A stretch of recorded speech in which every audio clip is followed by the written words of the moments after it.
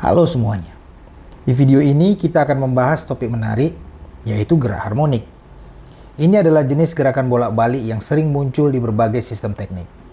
Mulai dari pegas, pendulum, hingga komponen-komponen mesin yang kita temui sehari-hari. Kita akan mulai dari konsep-konsep dasar seperti perpindahan, kecepatan, dan percepatan.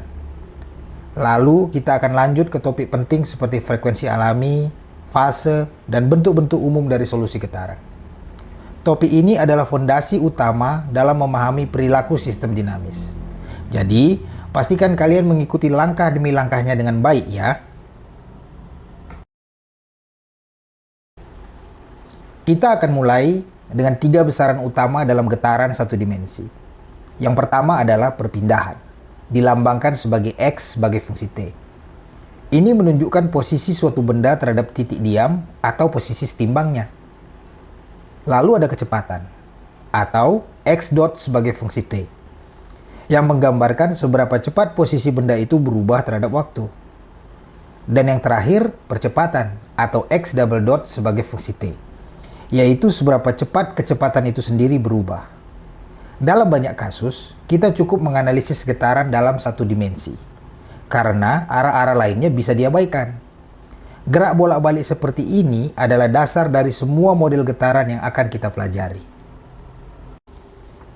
Untuk sistem tanpa redaman, gerakannya bisa dijelaskan dengan bentuk sinus seperti ini.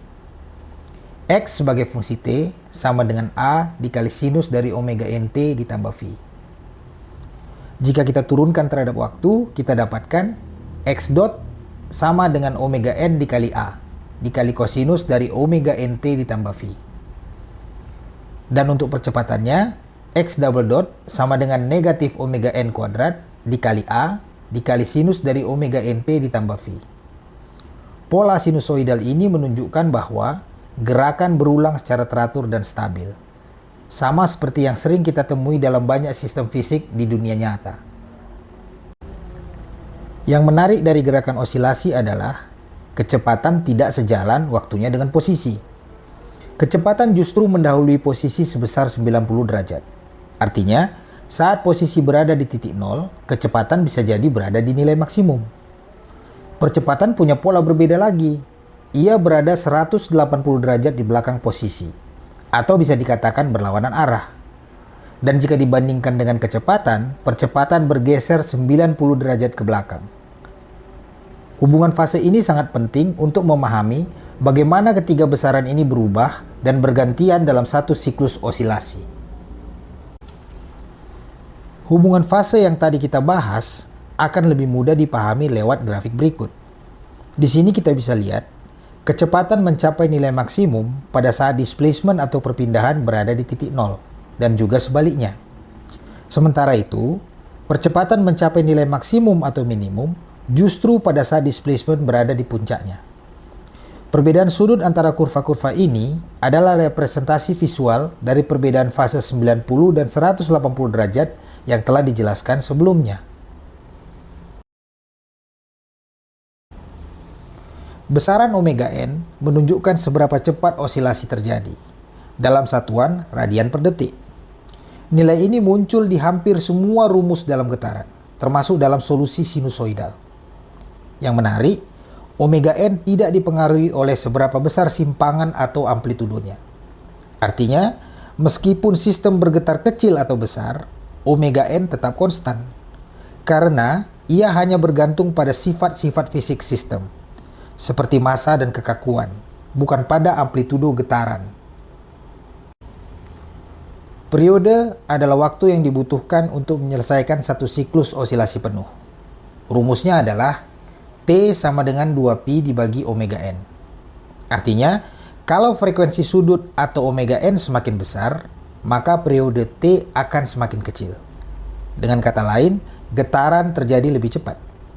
Sebaliknya, kalau omega n kecil, periode jadi lebih panjang, dan gerakannya terasa menjadi lebih lambat. Dalam beberapa kasus, kita tidak memakai satuan radian per detik, melainkan satuan hertz, yang berarti jumlah siklus per detik. Rumusnya adalah F sama dengan omega n dibagi 2pi. 1 Hz artinya 1 getaran penuh dalam 1 detik. Satuan ini lebih umum digunakan saat kita membandingkan dengan hasil pengukuran langsung di laboratorium atau eksperimen. Frekuensi alami atau omega n juga menentukan seberapa besar respons dari suatu sistem. Kalau nilai omega n naik, maka kecepatan maksimum akan naik menjadi omega n dikali A. Dan percepatan maksimum akan menjadi omega n kuadrat dikali A. Jadi kalau omega n lebih besar dari 1 radian per detik, respons sistem akan terasa jauh lebih kuat. Inilah alasan mengapa sistem dengan frekuensi tinggi bisa sangat sensitif terhadap getaran sekecil apapun. Semua hubungan yang telah kita bahas tadi bisa dirangkumkan dalam 2 rumus utama.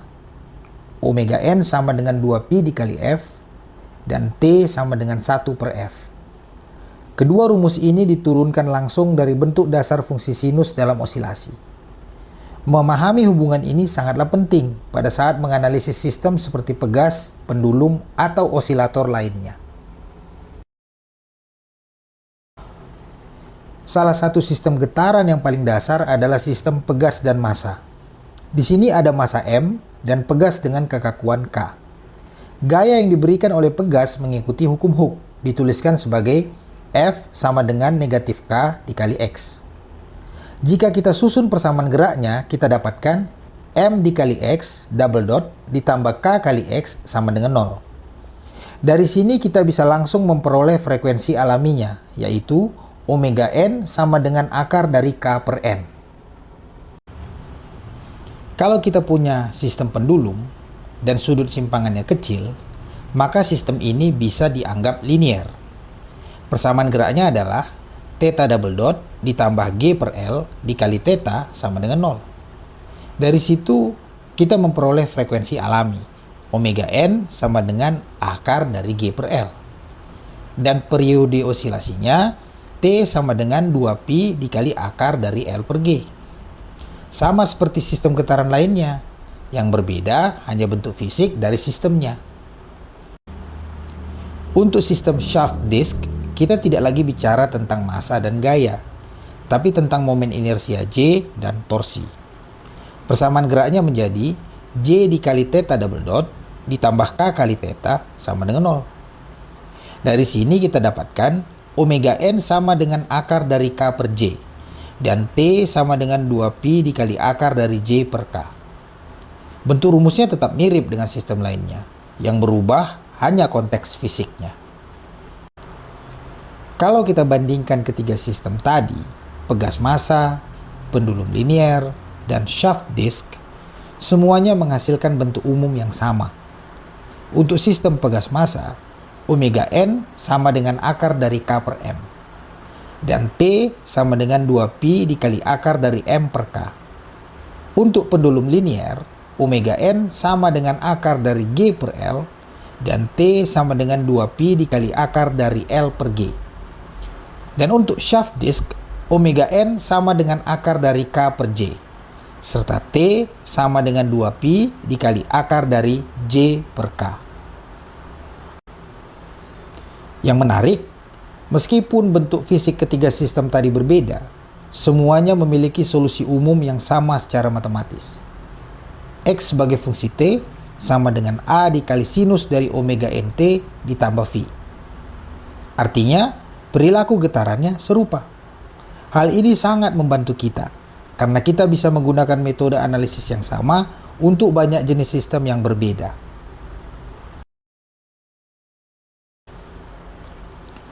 Kalau kita lihat sistem pegas secara vertikal, gaya berat mg akan menyebabkan defleksi sebesar delta.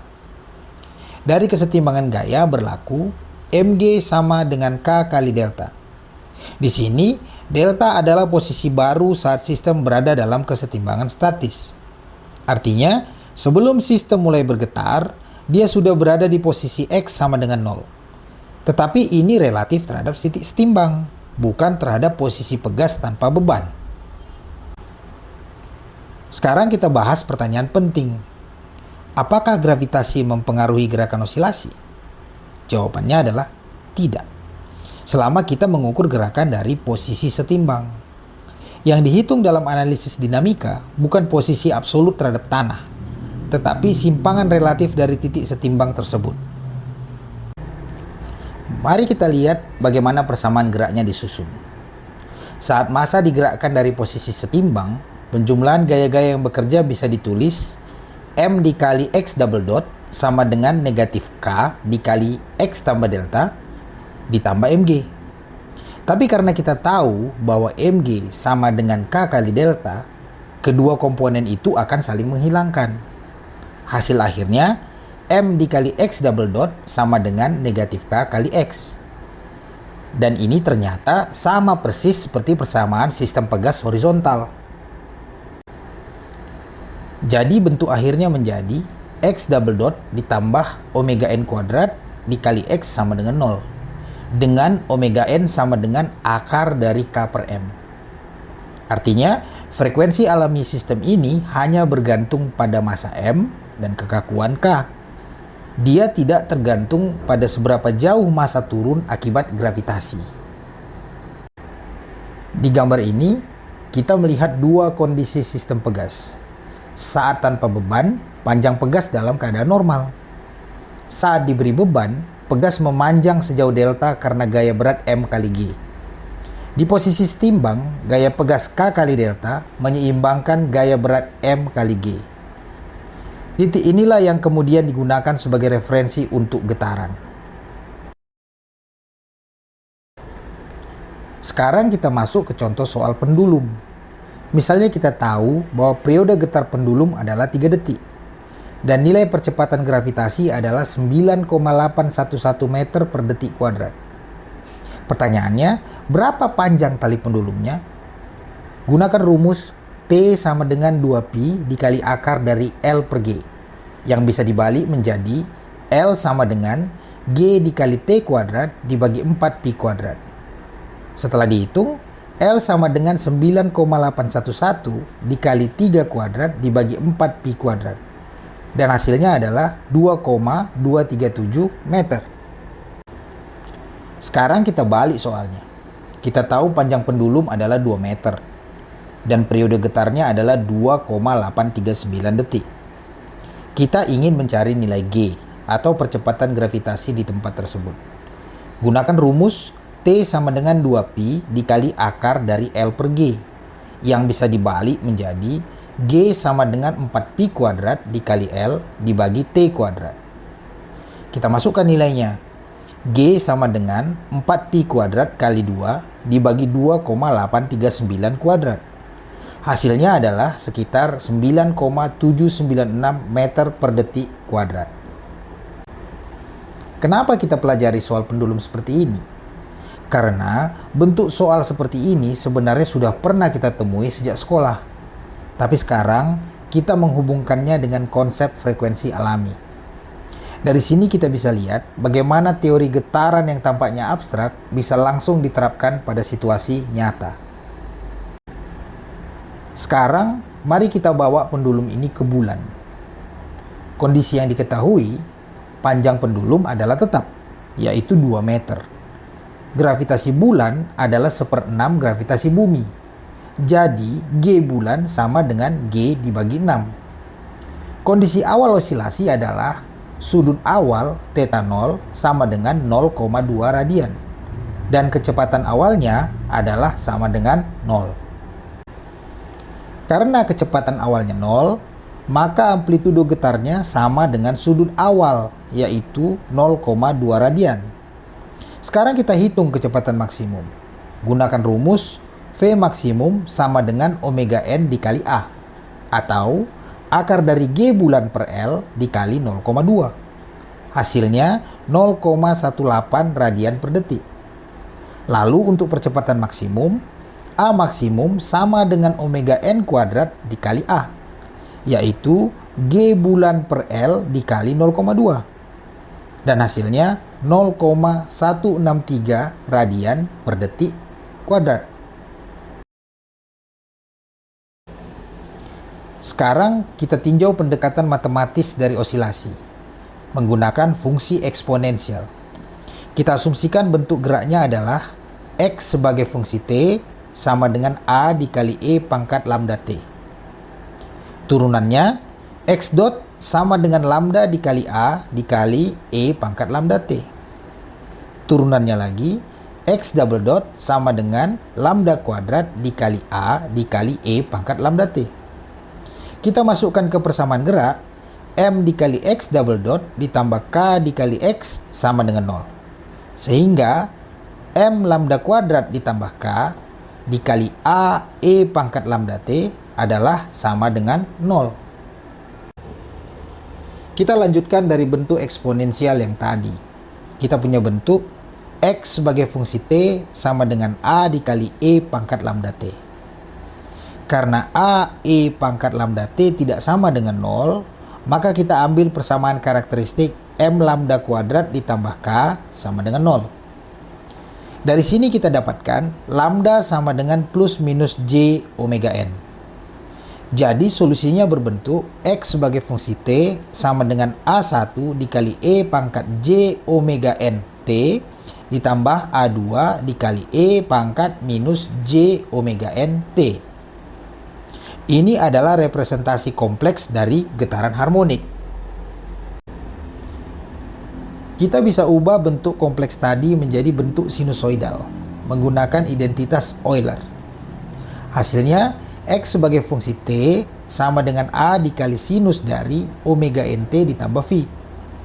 Di sini A adalah amplitudo dan V adalah fase awal. Bentuk ini lebih sesuai dengan gerakan fisik yang bisa kita amati langsung dalam kehidupan sehari-hari. Ada juga bentuk alternatif dari solusi osilasi, yaitu gabungan antara sinus dan kosinus. X sebagai fungsi T sama dengan A1 dikali sinus omega NT, ditambah A2 dikali kosinus omega NT. Kedua bentuk ini, sinus kosinus dan amplitudo fase, bisa dikonversikan satu dengan yang lainnya. Gunakan rumus A sama dengan akar dari A1 kuadrat ditambah A2 kuadrat. Dan V sama dengan arcus tangen dari A2 per A1. Jadi kita bisa bebas memilih bentuk mana yang paling nyaman sesuai konteks.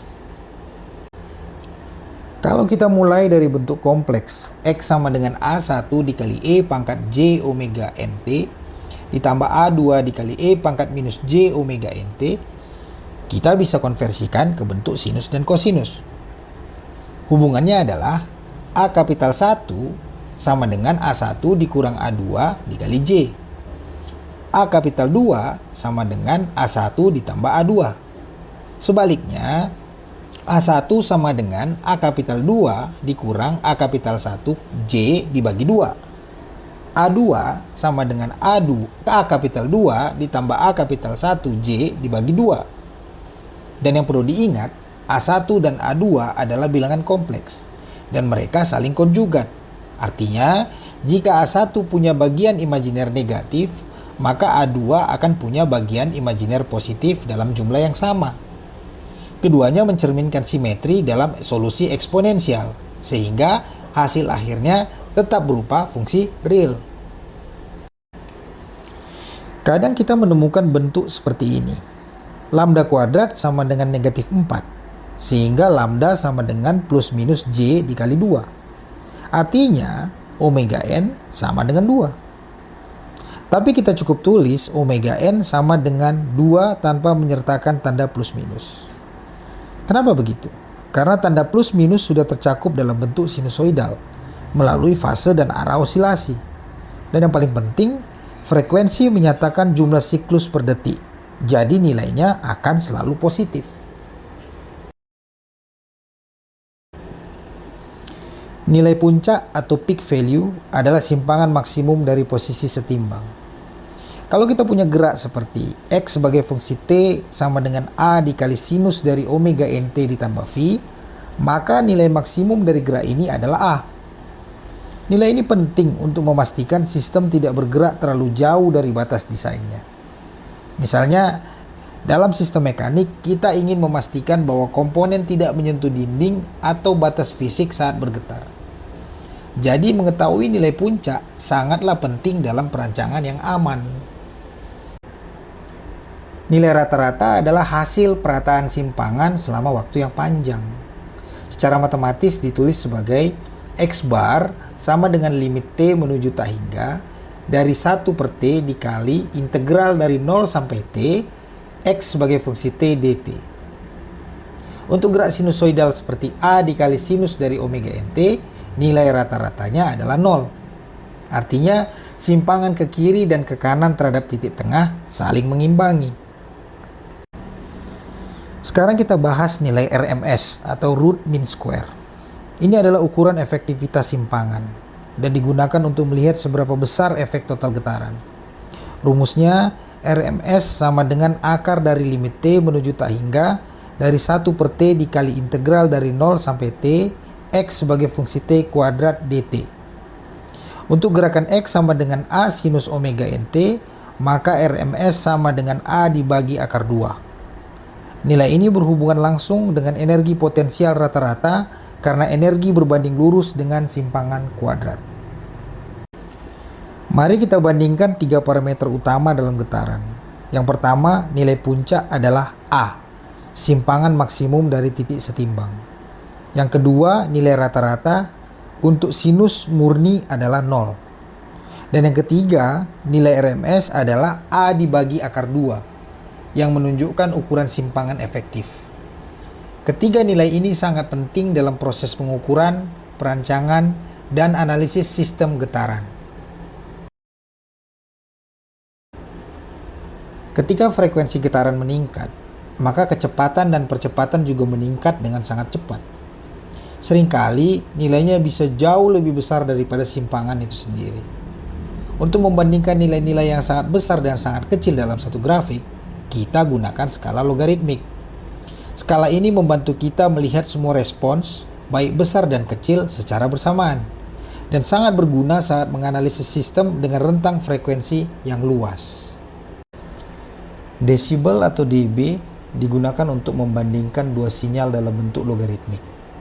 Rumusnya, dB sama dengan 20 dikali log basis 10 dari X1 per X0. Di sini, X1 adalah sinyal yang kita ukur dan X0 adalah sinyal referensinya. Dengan format ini, kita bisa melihat perbedaan besar kecil sinyal dengan lebih efisien dan jelas, terutama saat perbedaannya sangat signifikan. Makna dari angka desibel bisa kita baca langsung dari rumusnya. Kalau hasilnya 0 dB, artinya sinyal yang diukur sama dengan sinyal referensi. Kalau hasilnya plus 6 dB, maka sinyal kira-kira 2 kali lebih besar dari referensinya. Sebaliknya, minus 6 dB berarti sinyalnya sekitar setengah dari nilai referensi. Konsep ini sangat umum digunakan, baik dalam analisis getaran maupun dalam dunia akustik seperti pengukuran suara. Kenapa kita menggunakan satuan desibel? Karena sistem getaran seringkali memiliki rentang respons yang sangat luas. Bisa sangat kecil, bisa juga sangat besar. Dengan skala logaritmik seperti dB, kita bisa membandingkan semua itu dalam satu tampilan grafik. Contohnya, membandingkan getaran mesin saat idle dengan saat akselerasi jadi jauh lebih mudah dan informatif. Sistem mekanik bisa bergetar di berbagai rentang frekuensi. Ada sistem yang sangat lambat, di bawah 1 Hz, seperti pada bangunan tinggi.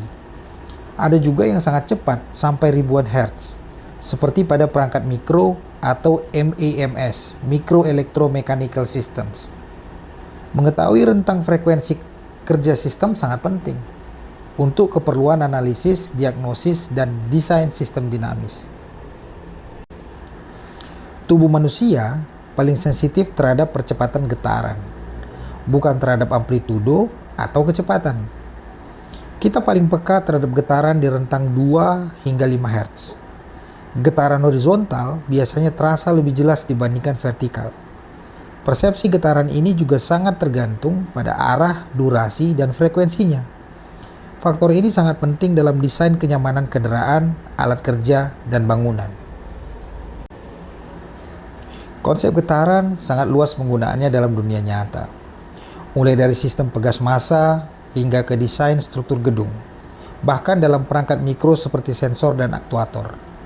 Dengan memahami teori getaran, kita bisa melakukan diagnosis mesin, mendeteksi kerusakan lebih awal, dan merancang sistem yang nyaman, efisien, dan minim kebisingan. Itulah kenapa sebagai mahasiswa teknik, menguasai topik ini adalah sangat penting. Nah, itu dia pembahasan singkat kita tentang gerak harmonik dalam sistem mekanik. Mulai dari bentuk geraknya, sampai bagaimana frekuensi alami mempengaruhi respon suatu sistem.